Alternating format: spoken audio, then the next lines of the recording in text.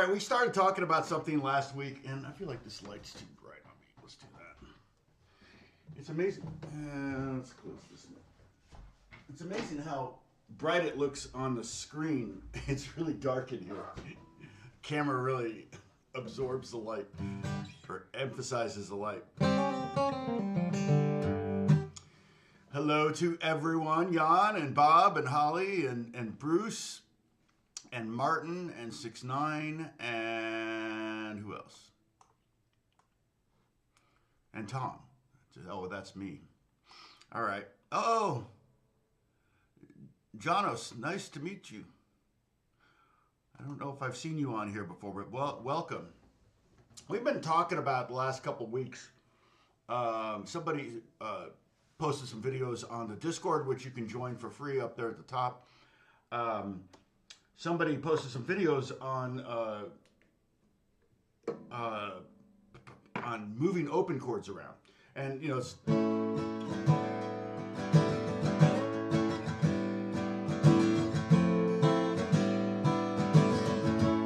and I guess that's technically an open chord. I mean,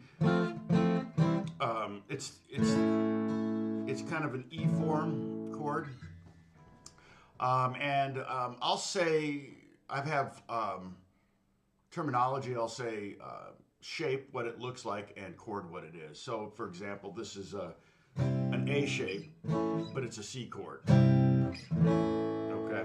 So, did we move these around? That was probably the first thing we did, right? Or no? Yeah, no, we did. It's down here at the bottom.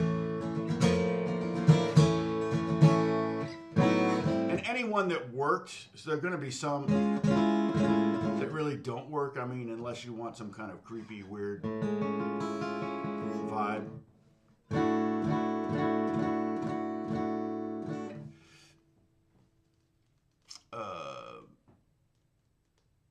Oh, nice. Oh, you were looking for looking for my live. Yeah, I try to. On my time, I don't know what it is where you are, but it's 9 a.m. California time, Los Angeles time. So that's what we shoot for here. And I'm probably going to have to cut this lesson a little shorter than normal, probably an hour. I've got some work being done on the house. Not yet, but they'll be here later. And you know how that is. Electrical stuff, nothing big deal. Stuff that just needed to be done.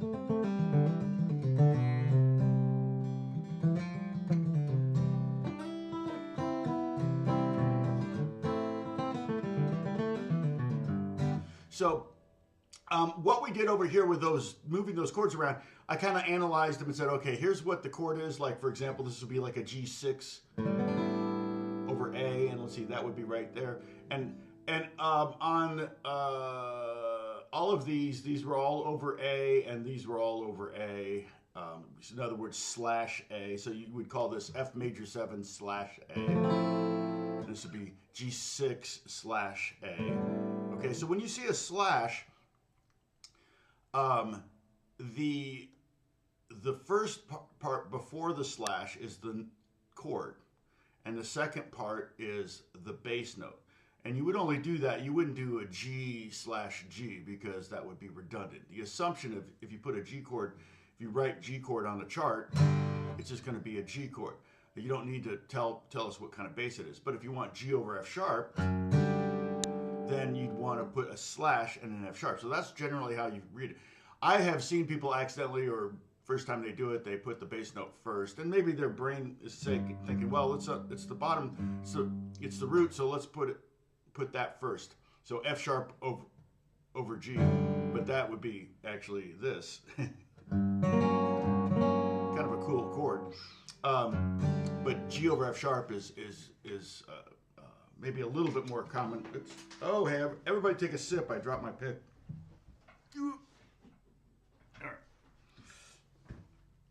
All right. But yeah, so the thing about moving open chords around, like the C chord, and I might put my pinky on top of the C, so it's third finger on the 3rd fret of the 5th string, second finger on the 2nd fret of the 4th string, open G string, first finger on the 1st fret of the 2nd string, and your pinky on the top string at the 3rd fret.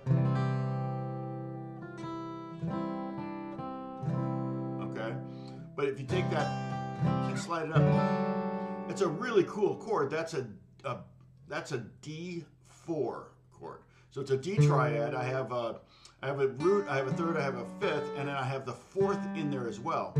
So you get this really cool rub between the third and the fourth, which by itself sounds like, oh, what are you doing? Are you making a mistake? You know, it's like. But when you put it in the context of the whole chord, it's beautiful. It's kind of like what you do with the G. Like if I put a G on the bass of that, you got that same rub. It's like, oh no, that's wrong. Any major 7 chord is going to kind of do that. If I play the root and the 7th,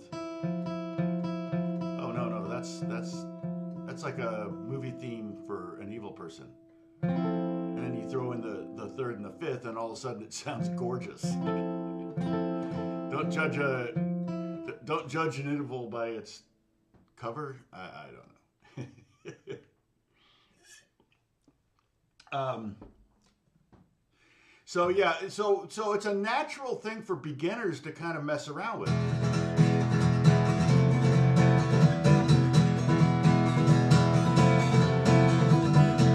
But I mean, it wasn't just beginners. You had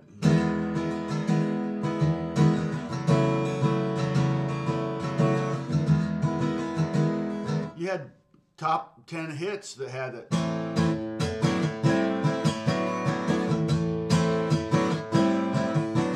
Kind of rock standards of the 70s, particularly of the 70s, that was a really common thing.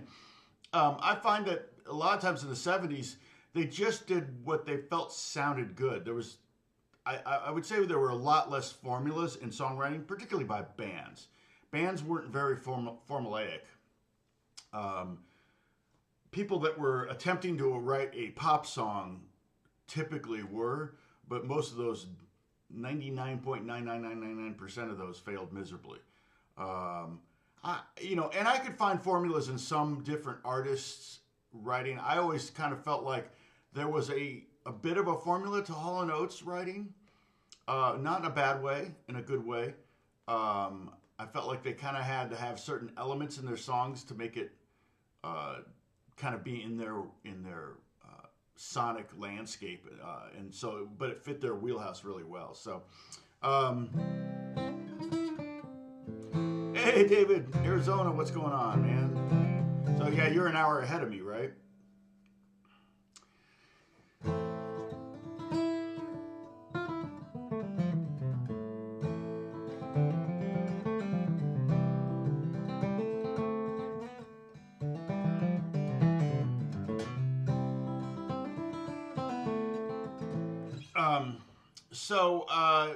And this applies to minor chords too, you know, like the A minor chord. So this would be A minor, this would be A sharp minor over A, and with an E in it. So what would that E be? That would be a sharp 11 or sharp 4. I mean, we don't need to analyze it to know we're never going to use it. So we can skip that one. But that one sounds great, and that's kind of a B minor with an added E over A. I might do something like this too. If I'm playing B minor, a lot of times I might open up that E string. So see, I'm playing a bar B minor chord, but I might make it more of an open chord. Say I'm in, there's a B minor in the key of D. So if I'm in the key of D, which has got D, G, and A, very, very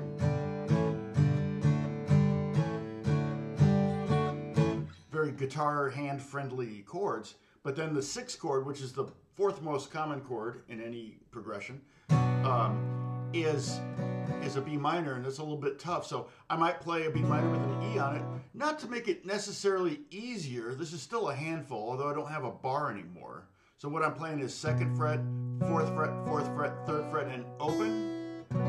But it's to kind of give you that sense that you're still playing open chords. Because, like there's a difference between this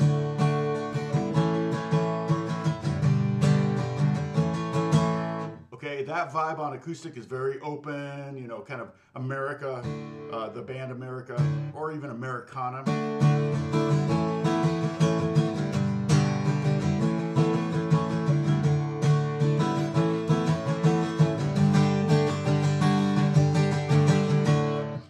You get that big jangly ringing open sound. But if I were to play that same,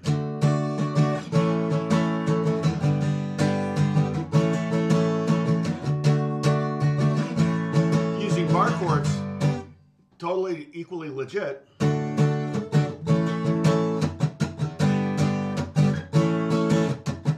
I can do all those scrapey kind of things. It's more of like if you were to do a unplugged version of a rock song, you might use bar chords to kind of give it almost kind of a hybrid between country and rock, or open and bar. And by bar, I mean not alcohol bar, but bar chord. But it kind of works in this in this scenario, in this explanation.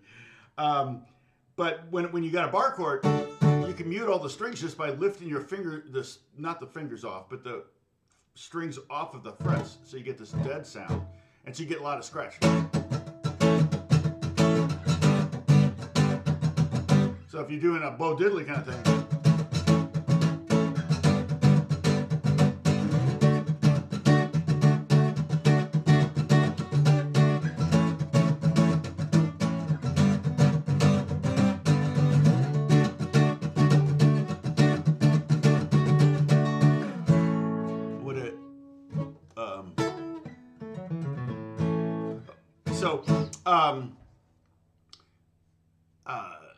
So I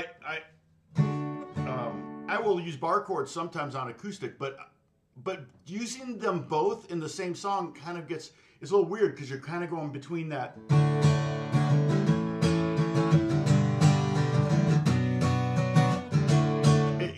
The open chords are so bright sounding, and when I say open chords, it means chords in open position, but also chords with open strings. So they kind of ring and they jangle a little bit more. They tend to be brighter. And then we go to this B minor chord, it's a little dull. So I might open it up so I have that E on top, even though it changes the harmonic structure of that chord. It makes it more of a B minor 4 chord, or a B minor add 11, or whatever you want to think about it. But like,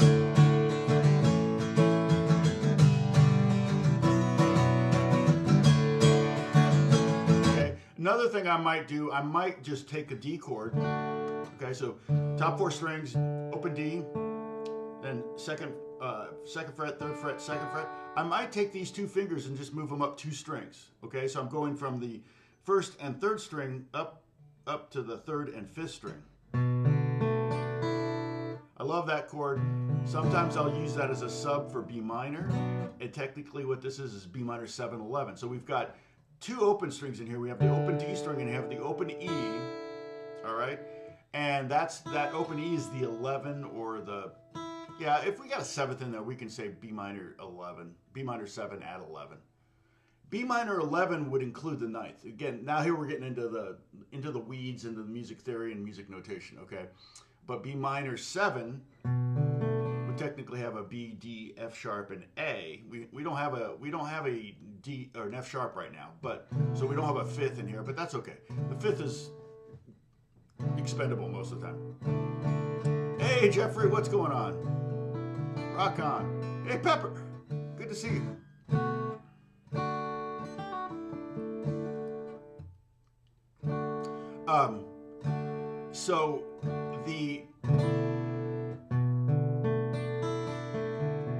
So this one would be again, like I said, B minor 7 add 11. Now, if that's too weird sounding, you might bring your pinky down, third finger down here, and you could, now that would be a pure B minor 7. And now I do have an F sharp.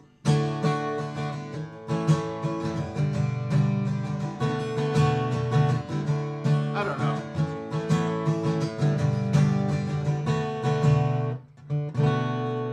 I'm missing that. I think I'm missing that D there a little bit on the high. So check it out.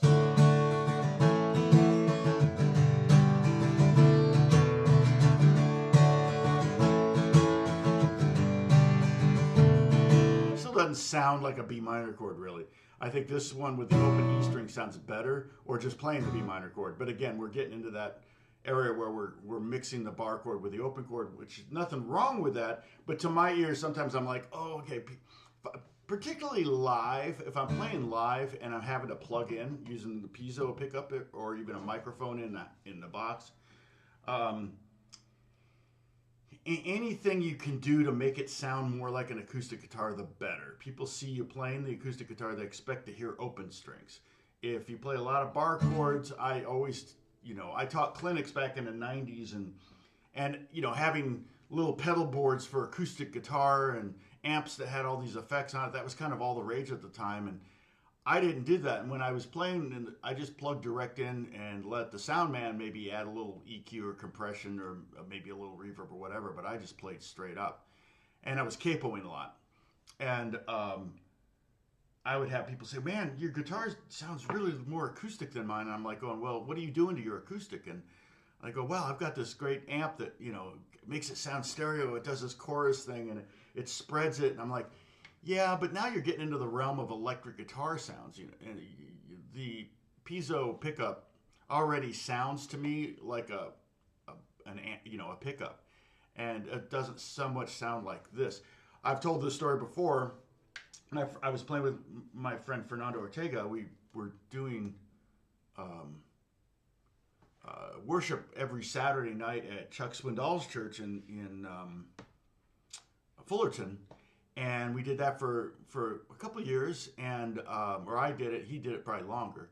But I had my Gibson Dove. It was the only acoustic I had at the time, and I bought it. It had a pickup in it, but I could never get it to work. Like it would be, I couldn't hear the top two strings. It wasn't making good contact in here, and I took it a couple times to my guitar tech, and it never seemed to get any better. So I just was like, okay, I've got a really nice 414 AKG 414 microphone. So I brought that along and I used that with my guitar. And that way I could switch to mandolin and not have to plug in something else or have two lines. I could use one mic and have it for both instruments. And I had a lot of guitar players come up to me, man, that pickup sounds so good. I said, well, I'm not going to the pickup. The reason it sounds good is you're actually hearing the guitar. It's just a microphone. It was easy to do in that scenario because there was no drummer on stage. The 414, any condenser mic like 414 is going to be pretty sensitive. So Fernando was to my left, straight to my left, playing piano.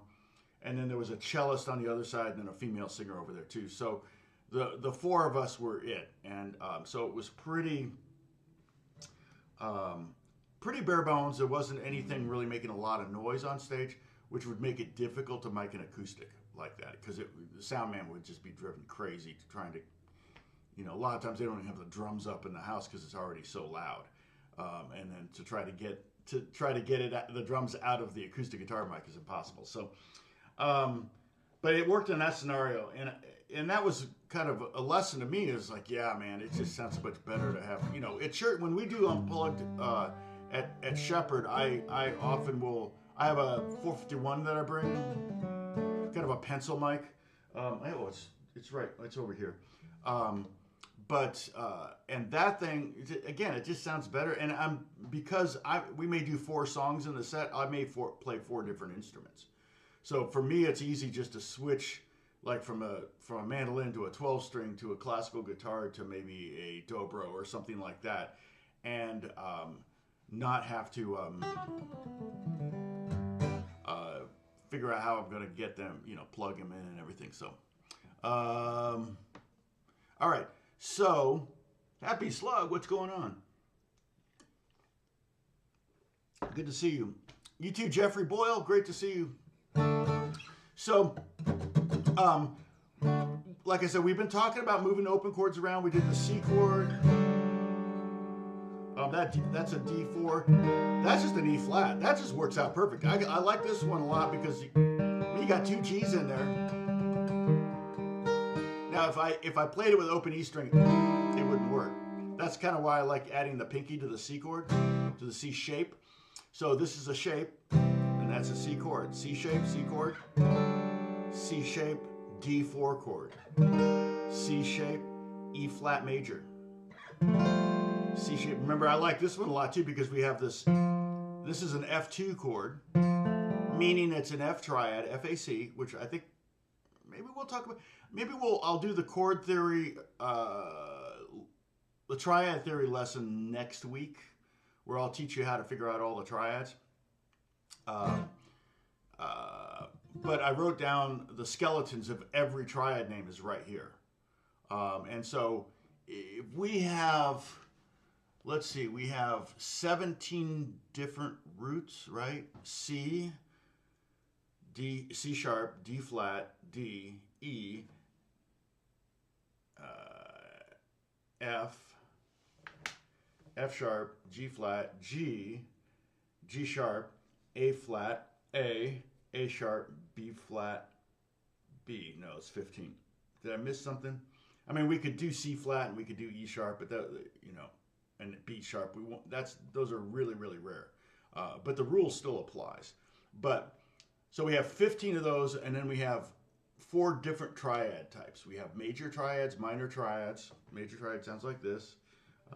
Minor triad sounds like this. Diminished triad sounds like this. And augmented triad sounds like this. All right.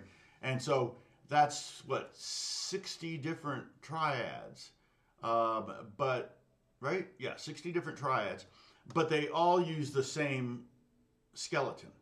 In other words, this G sharp major is G sharp, B sharp, G sharp, B sharp, and D sharp. So it's basically GBD, but you just sharp the G, and then because you sharp the G and you're keeping it a major triad, then everything has to be sharped. It's kind of like being consistent. What's the mathematical term I like to use for that? But okay, but you're like, well, B sharp, isn't that C? Yeah, technically, yeah, B sharp is C, but you know, to be honest, if we're talking about a G sharp major chord, I'd much rather see a B sharp there. So for example, if it says G sharp and it says G sharp over B sharp, I know it's a first inversion G chord. But if you said G sharp over C, my brain would probably think it's like a C sharp major ninth chord or something. Pretty kind of, again, not likely scenario in any case. Although this week, last night we did a big show at church, and Michiko, our keyboard player, she does the charts, and for some reason I have finale too, and it really frustrates me. I can't write G sharp over B sharp. It just autocorrects it to C. I'm like, I can't figure out where the setting is to get rid of that. Like, just trust me on this. So I had to, in the charts, I had to literally erase those and write G sharp over B sharp, because it was just going to throw me. If I see G sharp over C, I'm going to go for this chord, because I'm seeing the G. I'm thinking the G sharp triad, and I'm seeing a C. I'm like, oh, okay, that's a weird chord. Anyway, you guys don't care. You really don't. Okay, but with these, but if you memorize C, E, G, D, F, A, E, G, B, F, A, C, G, B, D, A, C, E, B, D, F, if you just memorize those, it shouldn't be too hard. It's just, that's why I wrote out 2 octaves of the major scale here. So you can see the C, E, G, D, F, A. It's just every other letter, and you start on a new letter, and you skip a letter, and you skip another letter, and you've created a triad. Now, what kind of triad? Well, that's a different question. You have to know where the half steps are, and you have to know the difference between a major third. I wrote these out over here: a major third, minor third. Okay, and so a major triad starts with a major third. Why it's called a major triad, I guess, and then it has a minor third. So this interval here is a major third. This interval here is a minor third, and then with a minor triad, it starts with a minor interval, minor third, and then goes to a major third. Okay. With a diminished, you have 2 minor thirds, and with augmented, you have 2 major thirds. This is all so much easier to see on a piano, and I'm not going to aim the camera down. I could, but you know, it's just so much easier to to see those intervals when you go, oh, okay, between C and E there are 2 black keys, so that's a whole step. But between E and G, there's only 1 black key, so that's a minor third, you know, that kind of thing.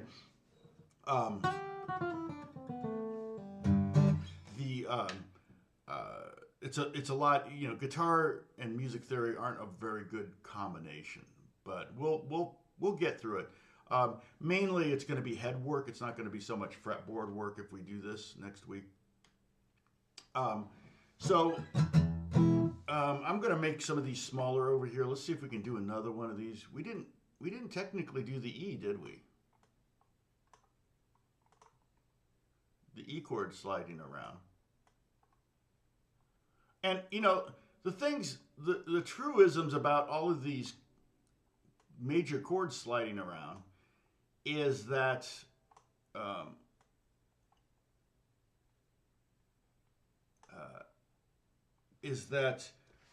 they're almost always consistent. You know, like,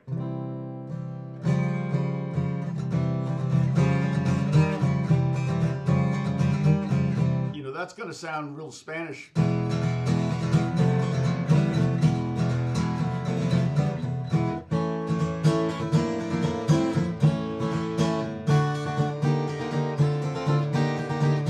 That's going to sound really kind of exotic in Spanish with all major chords. I mean, I guess I could do it with G chord.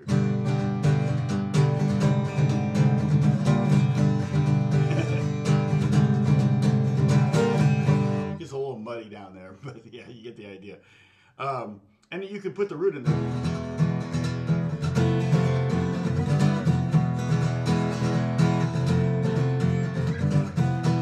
Almost prefer it because I feel like you get even more exotic sound when you add that bass line. But it ends up being, and again, I'm not barring here. It looks like a bar chord, but I'm actually leaving the top 2 strings open because you get that really cool, like this chord, this E chord, upper fret with the first finger down here. Woo! Listen to that.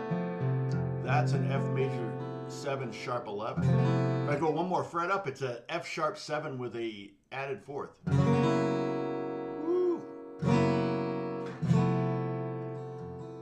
Do a song with just those 2.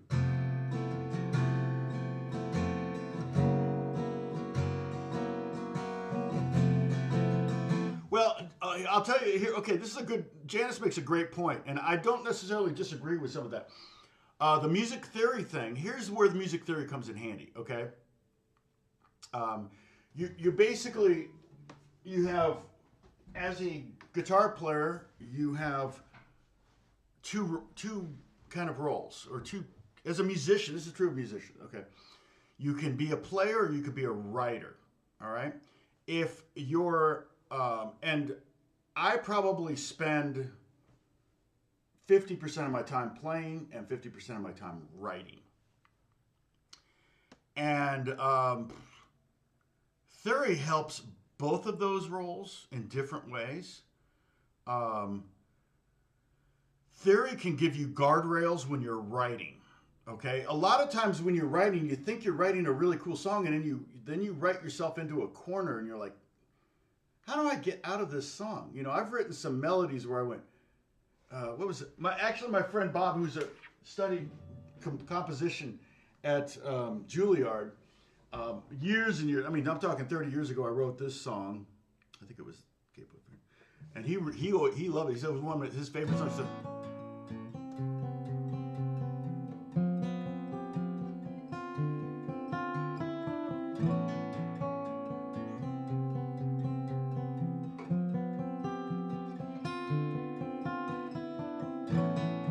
he just really liked that. It was one of my band songs, and I was kind of going for that kind of haunting sound. Well, that was interesting, like capo slid. But I wasn't really, I was ignoring the rules, Janice. So, or was it Janos? Yeah. Hey, Flat Pick Apprentice, what's going on? Good to see you. Check out his blog for some great jam tracks and charts and everything. It's a great resource for bluegrass stuff. But yeah, so songwriting, there are times where you want those guardrails because you want to stay within a certain genre, a certain vibe or whatever, you know, but then you get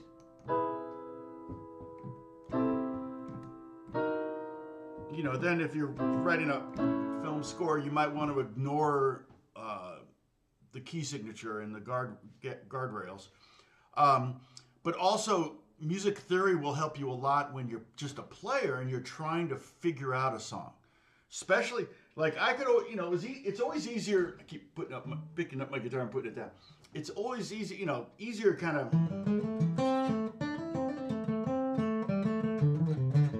Okay, now I'm gonna have to be. So if I have to cut that out, that was Black Dog by Zeppelin. If they say, if I get a copyright strike. So, but there's a, if it's a single note, you can kind of go, okay, what was, you know, you can kind of sing it, but you can't sing chords. And so when you hear a song that maybe is, you know, something like, oh, that's not a good example. Let's see. Well, it doesn't really matter. It could be any kind of, you know, song.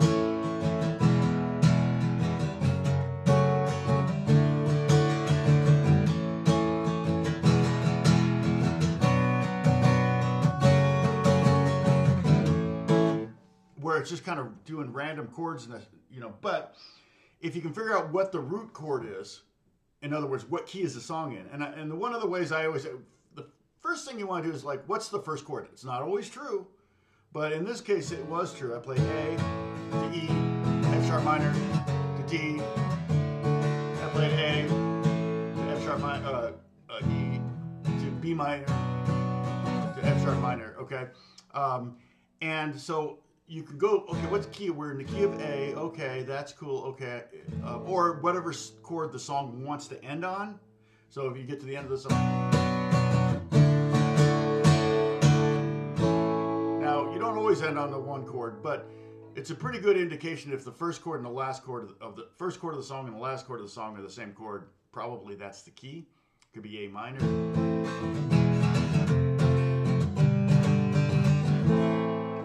But regardless, if we're in A, now I know the key, and if I know a little bit of theory, I know that the 6 main chords in the key of A are A, B minor, C sharp minor, D, E, and F sharp minor. And so now, as I'm trying to figure out that song, I've narrowed it down from. When we're talking about triads, there's major and minor triads. There's 24 different potential major and minor triads, right? We have A major, B flat, B, C, you know. And when you're starting from scratch trying to figure out a song, you don't know what chord it could be. It could be any of these chords. But now I've gotten rid of 75% of the chords using a little bit of music theory. I can even narrow it down further and go, well, it's very unlikely that they even use the 3 chord. And I didn't use the 3 chord there. That would have been C sharp minor.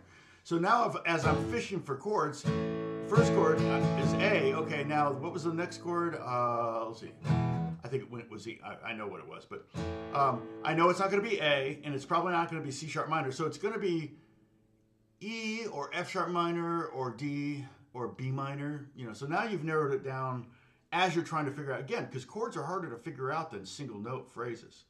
At least initially. Once you kind of get your ear trained and you can hear, oh, it went to the 5 chord, which is the E chord, it makes it a lot faster. The other thing about like a little bit of music theory, you can do what's called Nashville charts. So you could write down the numbers of these chords. A would be 1, 5, 6 minor. I would always put the little M on there for 6, just in case, because sometimes you could have a 6 major. The 4 chord, and then A, 1, 5, then I went to 2, 6. Okay, and that's where, you know, it's like you can listen to the chord and go, is that a major or minor chord? Is it happy or sad? Well, that sounds pretty happy. It's crazy though, sometimes you can hear a major chord and hear it as a minor chord. For example, if I played F sharp, naturally, F sharp would be a minor chord in the key of A, but if I played F sharp major, you might hear it as a kind of a minor chord just because it sounds so weird. But you can listen to the progression and go, oh, that's a minor chord. Oh, that's a major chord. I think that's another major chord, and so on and so forth. You can hear it that way. And then, like I said, really speeds up how you figure out songs when you can really whittle it down. Now, that said, the other thing theory can help you do is when you're figuring out songs, like, let's say, Beatles songs. Close your eyes.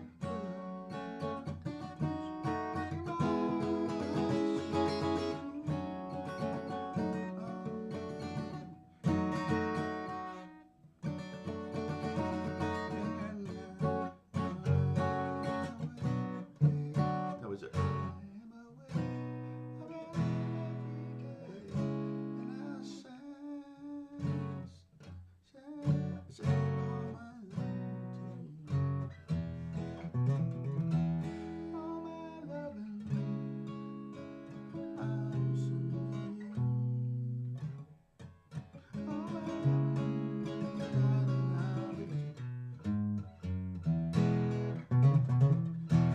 But some of their songs, the Beatles songs, they would go to like the minor, they would go to the 4-chord or minor. And so a lot of theory came about by analyzing something done by someone who didn't know anything about theory. And that's where I get into the songwriting thing. If you're going to be writing, you kind of ignore the theory until you paint yourself into a wall. So if you're playing a song and say, we're playing a song in, let's see what chord key I want. D. I'm going to get in so trouble. But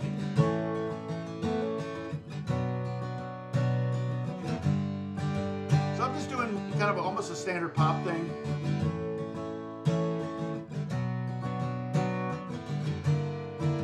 Until I'm not. And that was a chord that was out of the key, but it totally works. And the Beatles did it, and Beethoven did it, and Bach did it, and Mozart did it. So it's like nothing new. There's really not anything new under the sun for the most part. But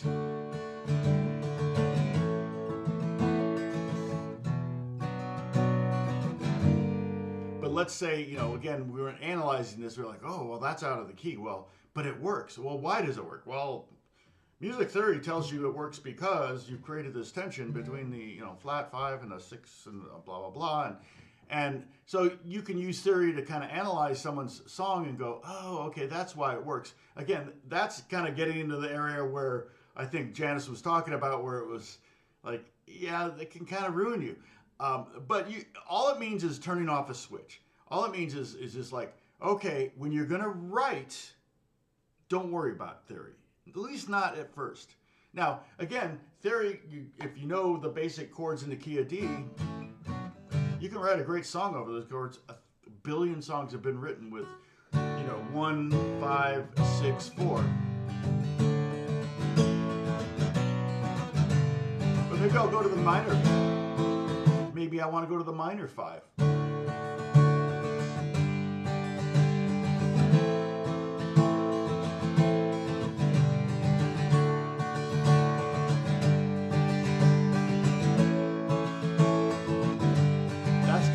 Sound, because you got this juxtaposition between the minor 4 or minor 5 and a major 5.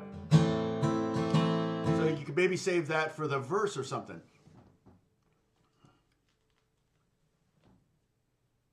Yep. Yeah, again, always never overthink. I don't have that I don't even have that capability. I don't have the brain cells to overthink. So yeah, exactly.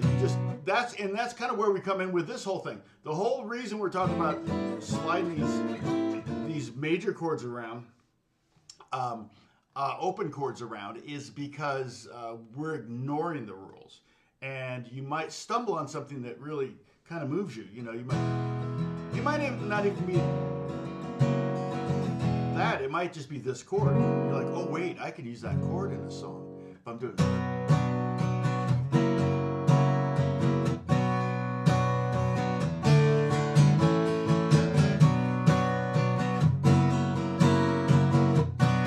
Like, oh, okay, that's cool. You know, but I kind of want to save that. You know, a lot of times if you have a really kind of cool chord like that, and what I'm playing is I'm sec 2, 4, 4, 3, open, open. And that's that F sharp 7 with an added fourth. I might call it F sharp 7 add 4, probably is what I would call it. It's a lot. Takes up a lot of space. Takes you forever to write. But you could just say F sharp major and then go from there. But when you have a chord like that that kind of inspires you, you know, a songwriting trick might be to save it. So instead of going right to it, is that what I did? No, I went. So instead of that, maybe go to.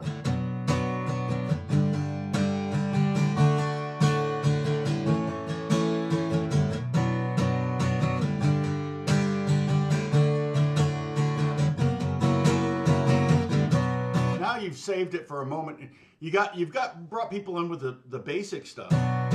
6, 4, 1, 5. You see that, and that's just a trick, you know.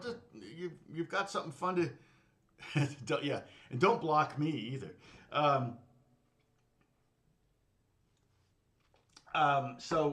So yeah, that's kind of, there's advantages to knowing some theory, but like I said, you also need to know when to turn it off. Primarily when you're writing, when you're figuring out something, theory can really help you because it can really put guardrails on all the possibilities, the billions of possibilities. You know, knowing.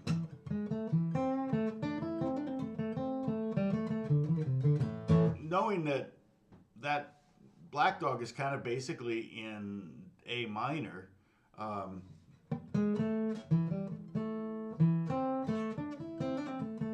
it eliminates a lot of notes, and we got a chromatic thing, but that's not unusual in A minor. In fact, that G sharp kind of implies that major 5 chord in A minor. So,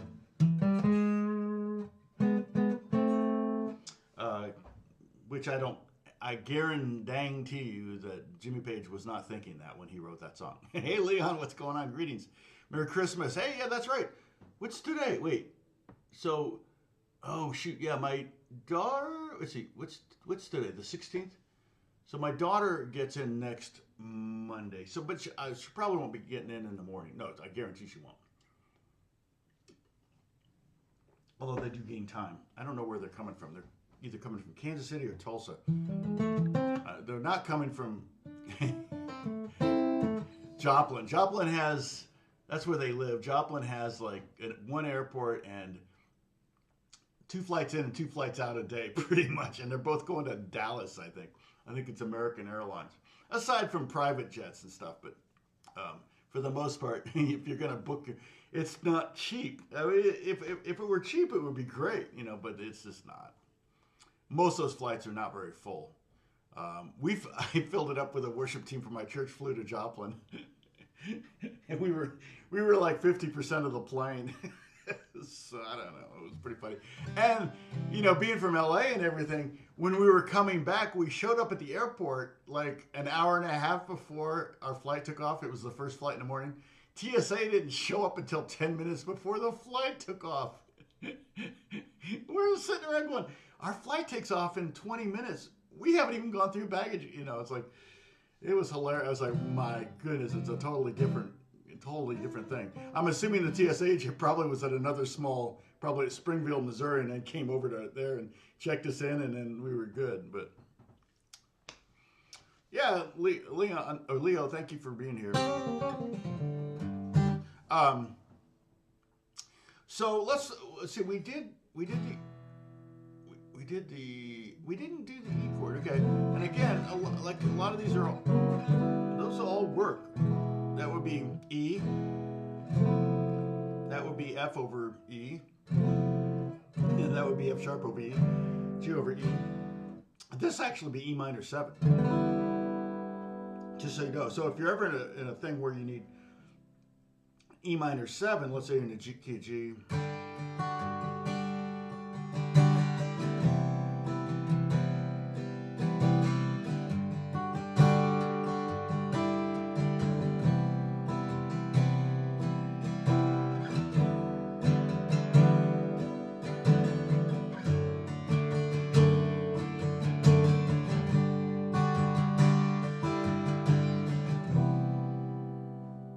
could, I would still probably use a pure E minor. One thing about this one is it's got 2 Bs, and you're doubling the 5th, which is kind of a very uninteresting note in a chord. So it technically works. You do something like if you want to E minor 7 to A, maybe with a second.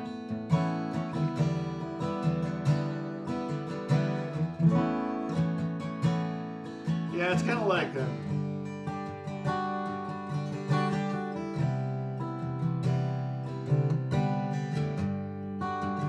anytime you play a major 7th chord. Okay, Janice, this is music theory speaking again. Major 7th chords is people, it's like, especially girls. Hey guys, girls don't listen for a second. Guys, girls love the major 7th chord, all right? So if you're at a party, just start playing some random major 7th chords. And they'll just be putty in your hands. Okay, girls, you can listen again. It's the only reason I learned to play guitar is seriously. All right. That's how I landed my wife was playing guitar.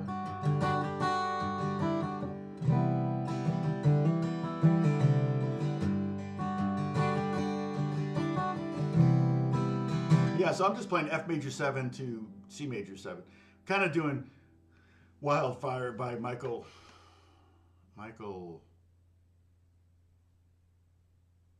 The man calling wild. It's a great song. I love the piano part on that one.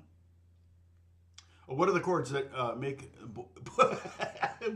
power chords?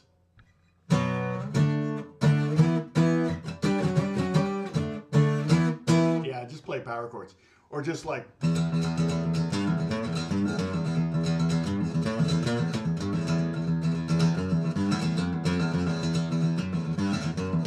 Seriously, if you're a girl, you pick up an electric guitar and do something like that.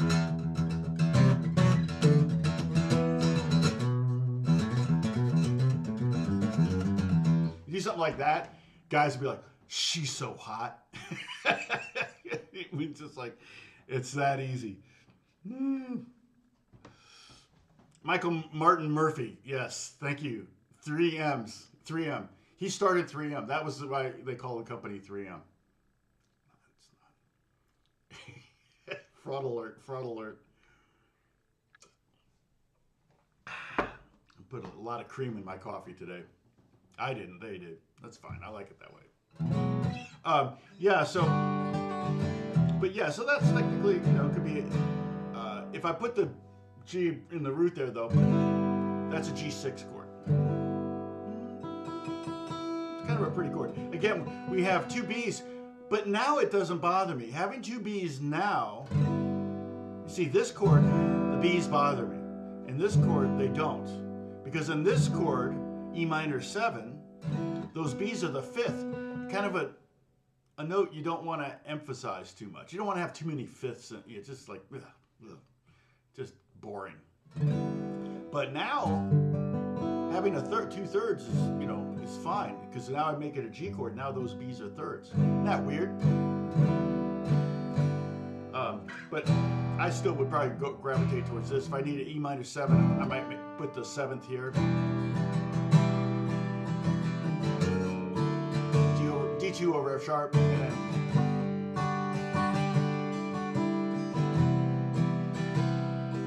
oh, thank you, Bruce.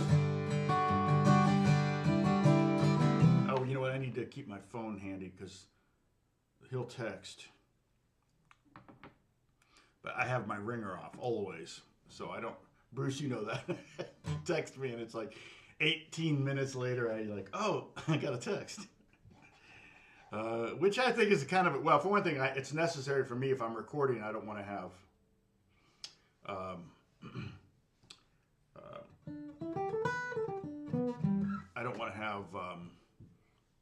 a recording take ruined by a phone going off, especially if it's a perfect take. And then the other thing is just, it kind of keeps me unplugged. I have this young pop artist. He sent me a screenshot of his phone up for something. I can't remember what it was. And I could see that he had the little mail icon with on an Apple phone, iPhone. uh, you know, has the red numbers. And so, like, if I look at my email icon right now, I have the number 1 there, okay? Literally have one email, and I think I already know what it is. Yes. Yeah. And I just got rid of it. His said 100,000. It's 100,000 and change emails that he hasn't opened. I'm like, you know, now I have I have accounts that I use, you know, right? I have an account that I use for signing up for things. But yeah, I don't make it my main account because that in fact, I'm getting too much of that kind of stuff as it is. Every time I buy a new software or something like that, now I'm on their mailing list, and it's really hard to get off some of these mailing lists. Kind of a pain.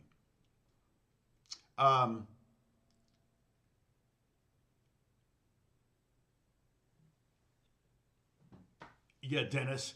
Yeah, and that's one of the things too that I suggest. I mean, it's great for acoustic guitar players, but electric guitar players in particular, I say, you know, try to memorize your whole fretboard. It's a really good thing to do, and especially, you know, like just doing this and analyzing this and go, well, what do we have here?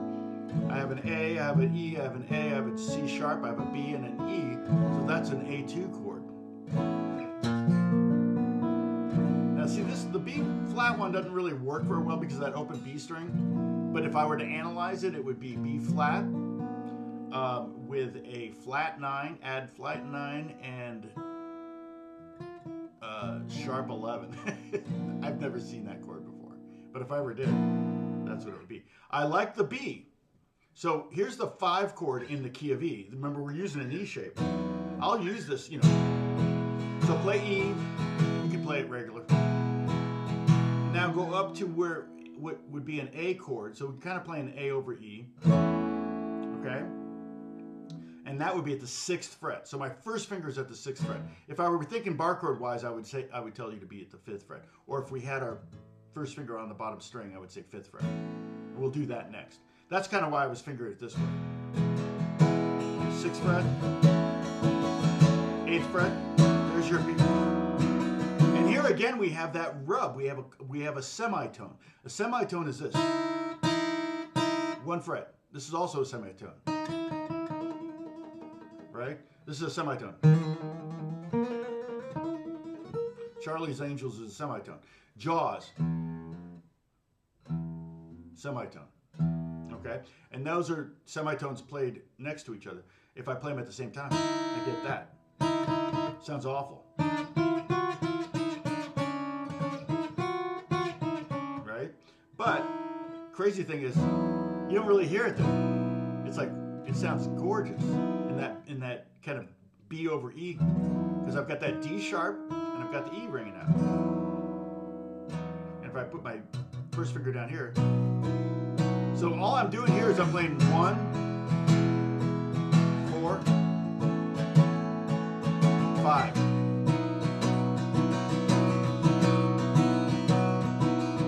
1, 4, 5. Now I could do something. Again, I'm just playing a basic song, right? It's very simple. 1, 4, 5 is about as simple as you can get. But if I go to the 2, major 2,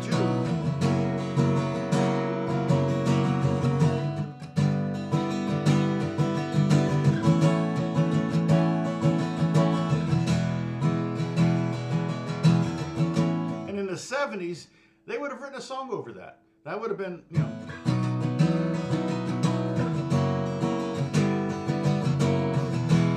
They could have made a song out of that, no problem. I mean, I could hear Cat Stevens writing over that, or Zeppelin writing over that, you know.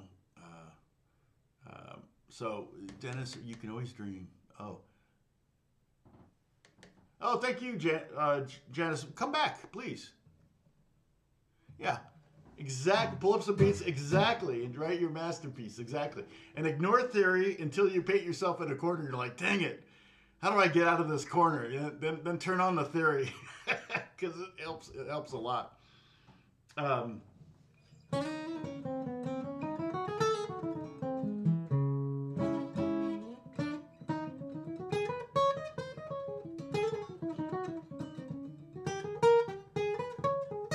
Now I tell you that when I'm not working for someone, work is weird. I mean, I'm kind of in the middle of a bunch of projects. I got things coming up, I know, so happy for that.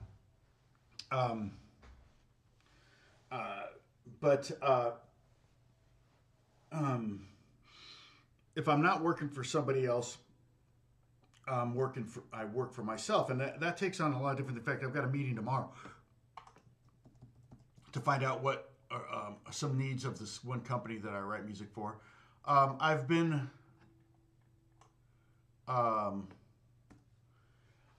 recently, first time in my career, I've actually been working on some jingles, and what jingles are commercials or ads, the music for ads and things like that. And I've I really, my friend Carl Verheyen, he was telling me, man, you got to get into jingles if you can, and he wasn't going to give me any names because he was doing every jingle he could. Because I did this one Albertson jingle, and the session paid like $144, but we were done in 15 minutes, so that's pretty good pay for 15 minutes. But I mean, they probably paid $500 just for cartage, just to bring all his gear there. So the producers paid for that. If they want certain guitar players, sometimes they have to pay for cartage, which cartage just means your gear is actually not at your house, it's at a building with a thousand other musicians' gear, and they have a truck and they take your stuff to the session and set it up for you, so when you show up you can do it. And if you're back in the day when you were really like in the 80s, 70s, 80s, even into the 90s, you would have 2 or 3 setups so that they could leapfrog, so that you could go from one session to the other, to the other, to the other, and your gear would be, and sometimes the guys doing the cartage would make more money than you, but a lot of times you're doing stuff for the back end, and they allowed you to do all these sessions. And the back end on a jingle could be really good if it's a national jingle. I don't know. He said, he went to the union one day. This is in the 80s when I was taking lessons from, late 80s. Because I go to the union hall and I go to pick up my checks, and there's a stack of checks this high from that Albertsons commercial alone. They would have contests to see who had the most checks. They're like, they would show up at the union. Oh, I had, how many checks do you have? And he could have had 10 jingles that he played on, so he could have a stack of checks this high.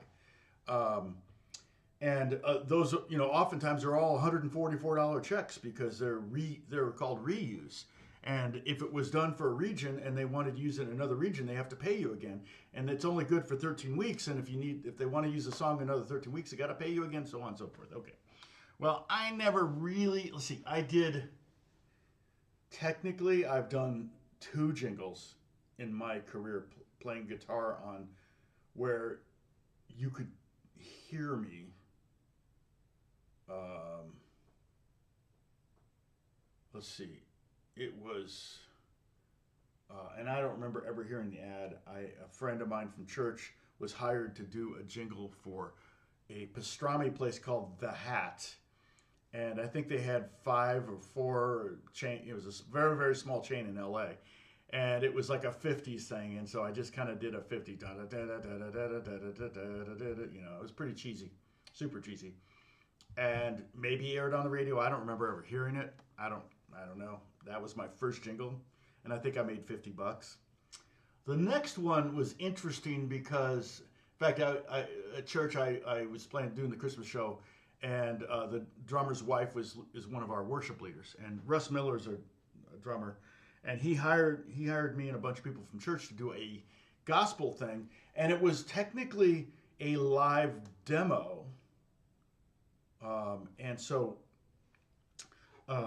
it wasn't, and so there was a choir from church that got hired, a gospel choir from church that got hired to do this ad, but didn't get hired. They got hired for the concept of the ad. And the ad was, I want to say, let's see if I can find it. So we did The Replacement's Blister in the Sun, which is not the best song, especially for a gospel song. Was it In the Sun ad? it wasn't a Wendy's commercial. It was like IBM or something. And I don't do auditions.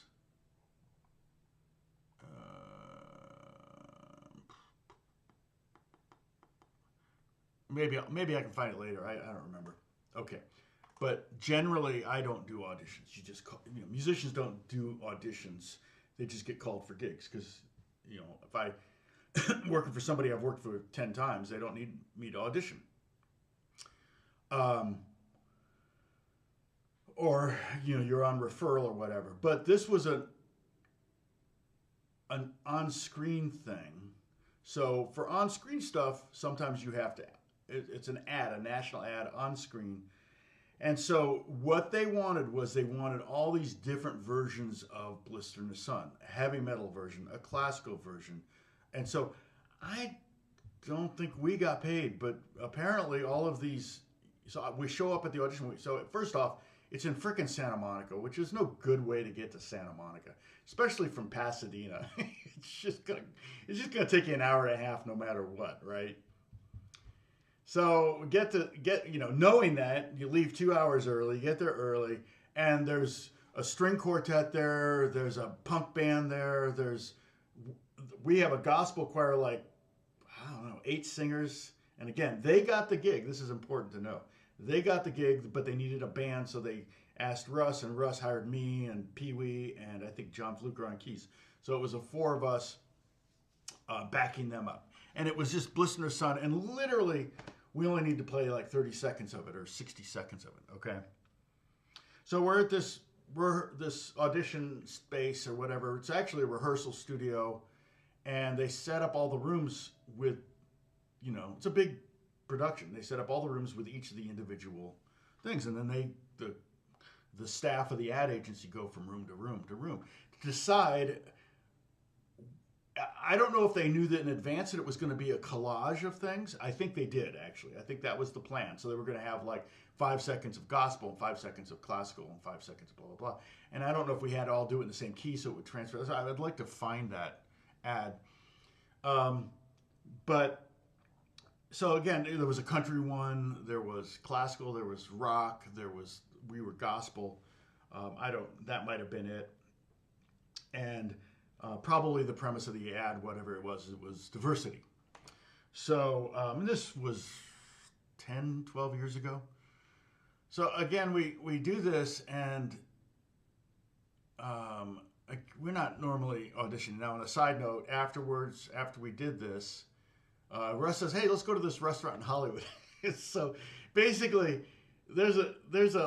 it's pretty darn far west, but the 405 kind of divides LA. You got Santa Monica to the west of the 405, and then everything else to the east. And West Hollywood, Brentwood, Beverly Hills is all to the east of 405. So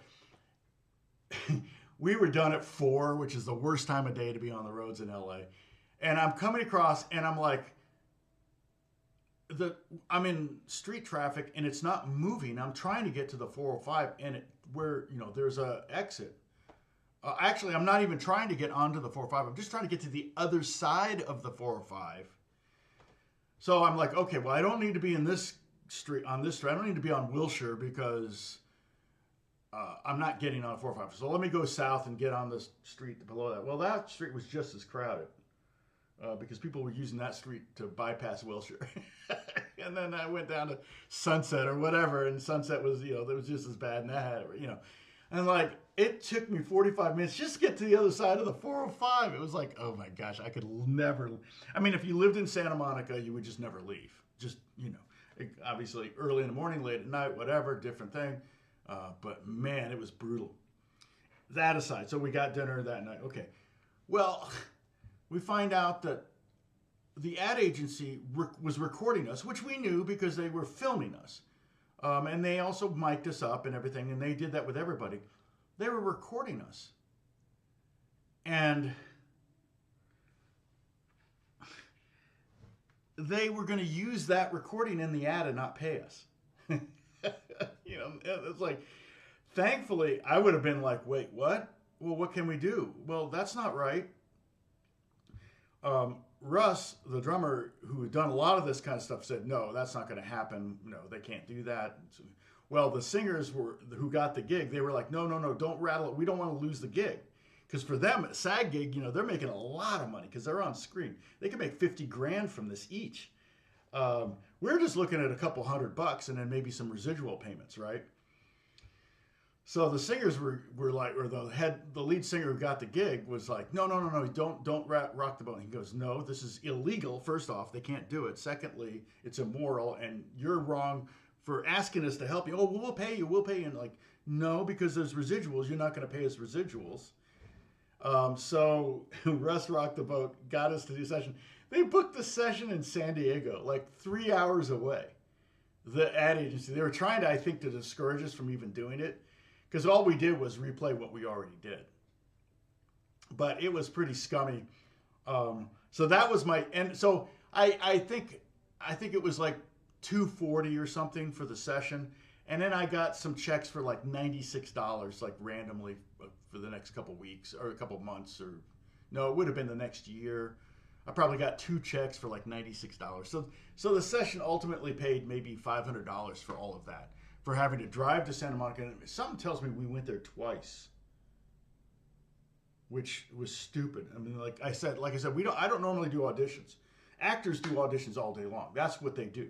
Because and then it pays $50,000, so it makes sense. But you may have to do 50 auditions, so now you're getting basically paid $1,000 per time that you went out there and sat and got told, no, you're too ugly, or you're too fat, or you're too skinny, or you're too white, or you're too black, or you're too whatever.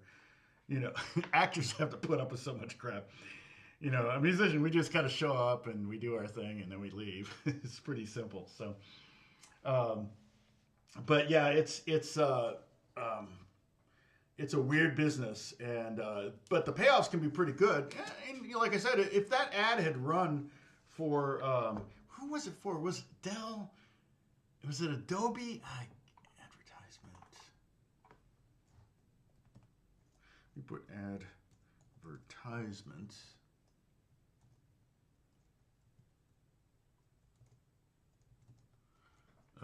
Shoot, I gotta keep. Like I said, I gotta keep that on my phone. Advertisement. HP. Oh, it was HP.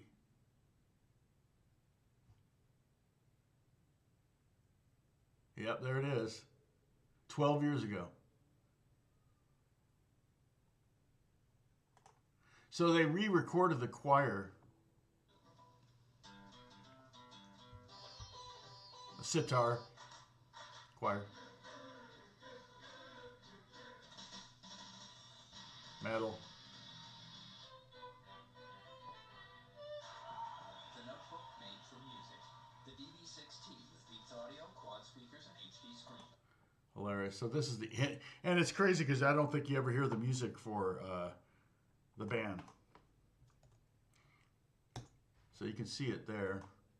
I don't know if there was another one. There were probably multiple versions of it.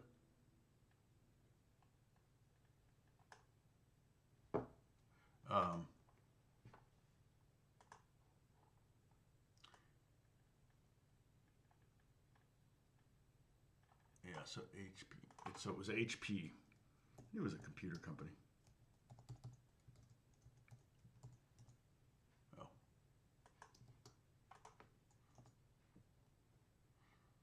Yeah, I think that's the only one. That must have been the...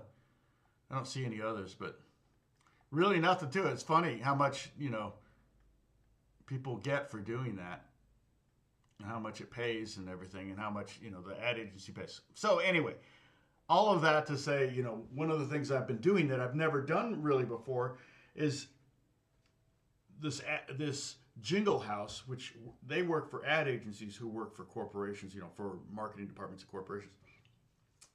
Kind of found out about me through one of their writers when I played a bunch of acoustic instruments on the thing. And I think they mostly do kind of urban music and maybe orchestral stuff. And so they don't really have anybody that does the Americana thing. So they've been paying me to do demos for, I did one for a drug company, and I did 2 for McDonald's. And so it doesn't pay great, but at least it pays something. And sometimes it's 15, one of the McDonald's one was a 15-second ad. And I put too much stuff in it. I sent it to them, and the jingle company said, okay, take out this, take out this, take out that. You know, and I'm like, oh wow, you really just wanted like an acoustic guitar. So it can be pretty simple, and ultimately, if it goes, there's a reward fee I get, and then there's I'm put down as the writer, and they're put down as the publisher, and then what happens is, I don't know how BMI tracks commercials. I should watch a couple videos on that to see how that works. Because I know with a TV show, you want to make sure you're on what's called a cue sheet. If you write a song for a TV show, you want to get, if you can, you want to get a copy of the cue sheet. I used to do that. I don't do it anymore. But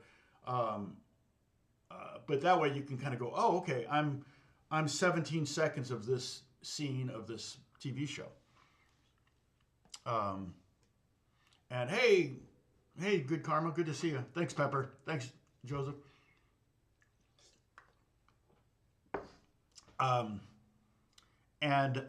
So that's kind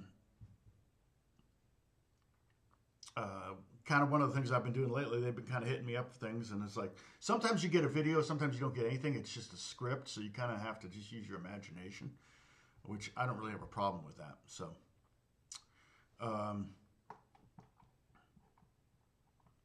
all right. So I should probably sign out. I think maybe I'll have to do some prep work. I think we'll do some. We'll do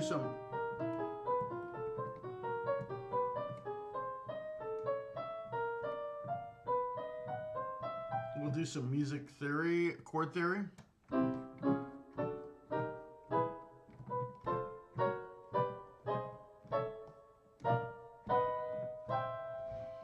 I mean, piano is such a great, it's like.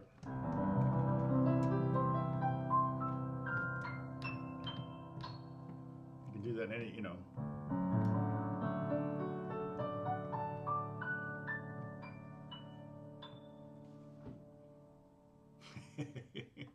Or I can play some accordion.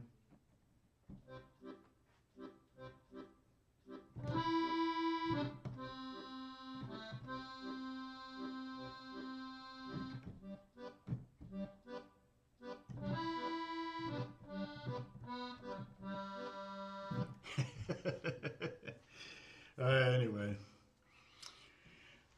And that's the thing is, like I said, if I'm not working for somebody, I'm working for myself. And what I'm working on right now is a concept for an album that I'll release, and you can all. I'll just release it. It won't be for download. It'll only be for streaming. And it's not going to be original music. It's going to be covers. I'm going to start with 10 and see how it goes. And if you can all, it'll be fun. You'll like it. It'll be fun, a fun record, kind of chill. You can put it on the background. It'll be good for, kids and car rides or whatever. I think we'll see, or dinner time or whatever.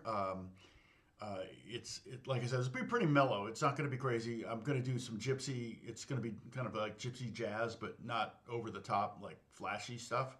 I'm going to keep it simple, but I'm not going to tell you what I'm doing. So. Chord theory live lessons. Oh, I did do it already, Bruce, didn't I? Look at that. Okay. Probably couldn't hurt to do another round of it, but let's see. Let me look those up, because that'd be good to see what I did talk about.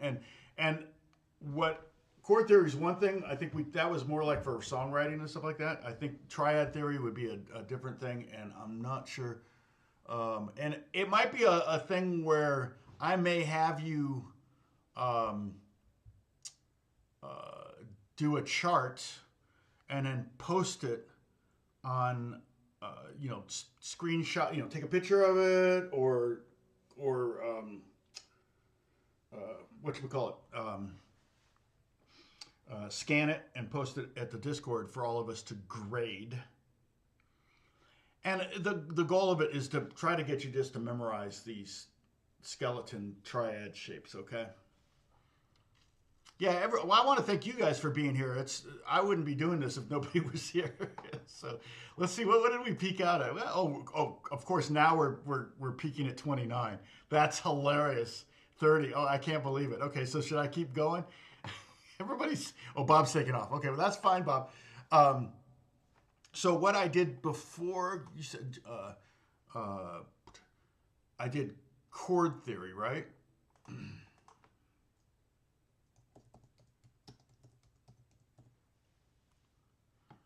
Daily list, chord theory, 29. Yep, you're right. Of course, Bob's right. Oh, this is during COVID, too. Holy cow, this was way back then. I'm going to turn down my sound. And it was before I could put things on the... I was holding pieces of paper up in front of the camera. And I was using the camera on my iMac, yeah, and my old glasses, my computer glasses. And my wall was bare. Oh, I should put... Yeah, well, there's the gypsy guitar I'm going to be using. It looks so bare in there. Why does it look so much more chaotic? It was before I got my... see, yeah. Am I holding... Oh, I'm changing guitars. Before, did we have... Oh, it's so funny. Christopher... Dennis, you were there. Diane F. I forgot about Diane. Oh, Kathy Bell. She was a moderator. She was the moderator. Dennis, you were early. You were there early on. Yeah. And how many did we have? It was like the...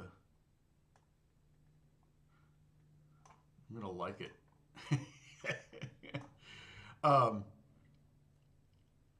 Oh, here I'm holding up paper. Okay, let me see what I'm holding up. Okay. Oh yeah. Well, I'm talking about.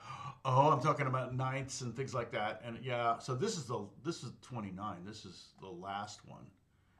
Let me go back to the first one, because that's the one I would probably show all.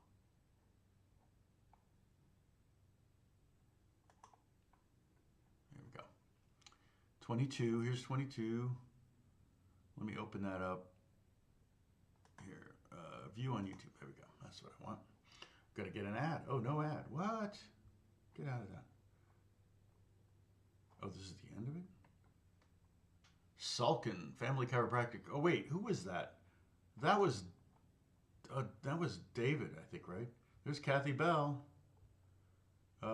Gary Schultz. Verdi. I forgot about Verdi.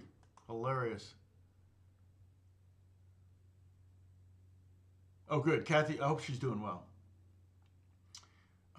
Okay, so here I am. Here's a piece of paper I hold up. Yeah, so I'm talking about sevenths. Yeah. And this is 22. So okay, we're going to do a different lesson. Yeah. So I think we're going to be good, Bruce. I think it'll work out. So what I'll call this triad theory. And it may be kind of boring. I don't know. But okay, now we're back to start talking about triad theory, watching videos on live, and people go away. It's like, yeah, I don't blame you. Oh, Dennis is still on Facebook. Okay. Oh, Dennis said Kathy's still on Facebook. That's good. Dan says, how about some phrasing? Is that an Archer reference? Or like phrasing on the guitar? We could talk about that. I mean, that kind of means a lot of different things, but to me, that means I could take a melody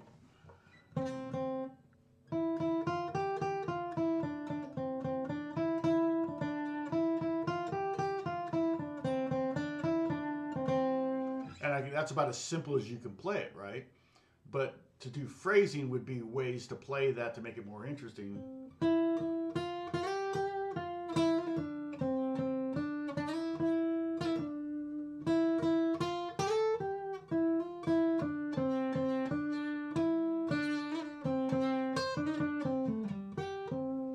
I don't know if that's what you're referencing, but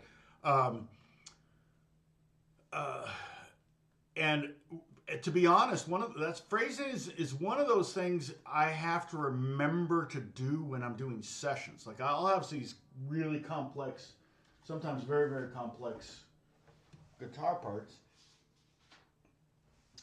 I can't play this. It's for a new video game that I can't play it.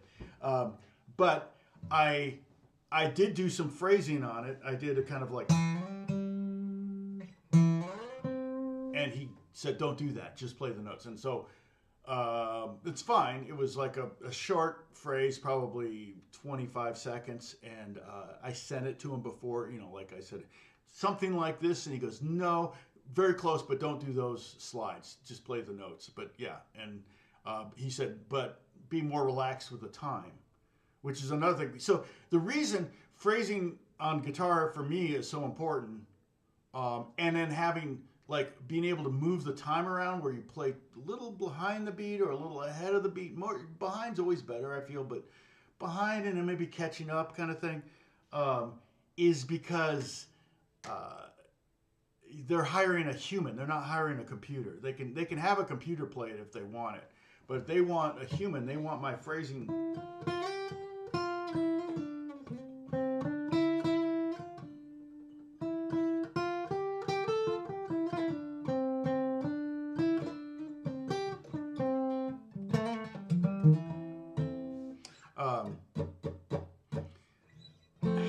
Yeah, so much. Yeah, exactly.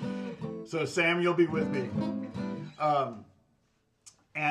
But yeah, so what I was thinking, if we do something like that, we either start it or just finish it next week. I might have you post your grids because the idea is to have 15 chord names, down here, and then 4 different chord types, triad types, right here: major, minor, diminished, and augmented. And we'll do it every possible chord, and then write it, and then screenshot it, put it up on Discord, and we can kind of grade it. Although I probably should grade the master, or I'll upload mine, which will be the master. It'll be the correct one, and I'll do it with what's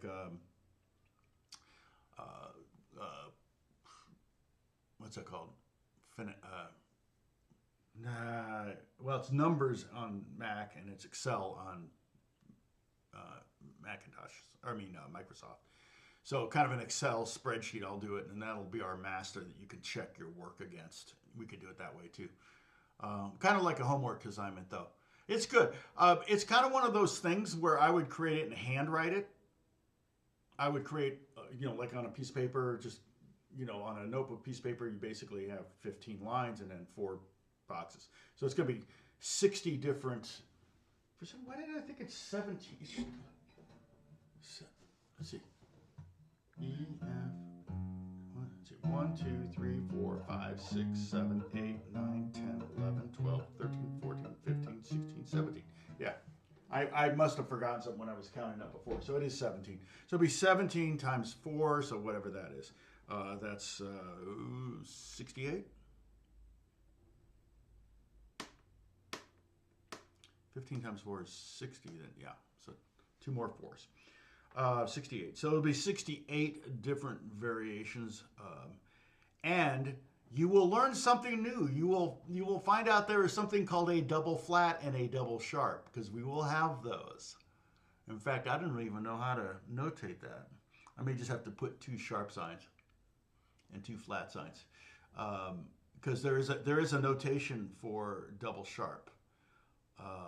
It's an X with 4 dots in each of the corners. That's the notation for double sharp. Double flat is just 2 flats, I think. Yeah. And I think, yeah, let's see, if you have E flat minor is going to be E flat, G double flat, B flat. No, E flat minor would be just E flat, G flat, B flat. Let's see. E flat diminished would be E flat, G flat, B double flat. And you just put 2 flat signs after the B. So, but again, the important thing to realize is it's E, G, B. You could start there and go, okay, well, E minor, so I need a minor third, E flat to G is a major third, so I need to flat that G and then G to B flat, so a major third, but I need another minor third, so I gotta double flat it. Oh, well, that's A. No, don't put A. That would be wrong.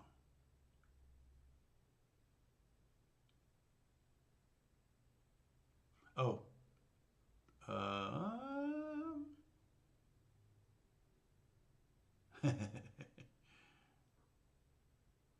Double flat would be a stale beer, 100%. Or a Diet Coke. I hate it when I forget that I have a can of Diet Coke sitting over there and it's like, oh man, it's all dead. Dang it. It's like, can't do anything about it. It's flat. So, yeah, hilarious how little that I'm not in that ad. The choir was.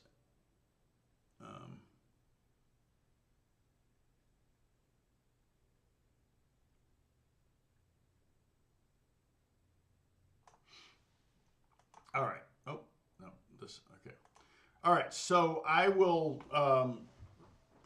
see you next Monday, Lord willing. Yes, just, yeah, the double sharp, you could just use two sharps. The double sharp symbol actually is an X with 4 dots in it, which is, I mean, I really don't ever see that. You would only see it in analyzing thing. I wouldn't see it in triad theory. I wouldn't see it when I'm playing music necessarily, but it's more of a theoretical thing. Sorry about that. But we'll just use 2 sharp signs because there is no, I guarantee you there's no keyboard command for double sharp. Probably not even in Finale. So anyway, God bless you all. Thank you so much for hanging out with me. I probably should get ready for this electrician that's coming over. And we will talk soon. Bye.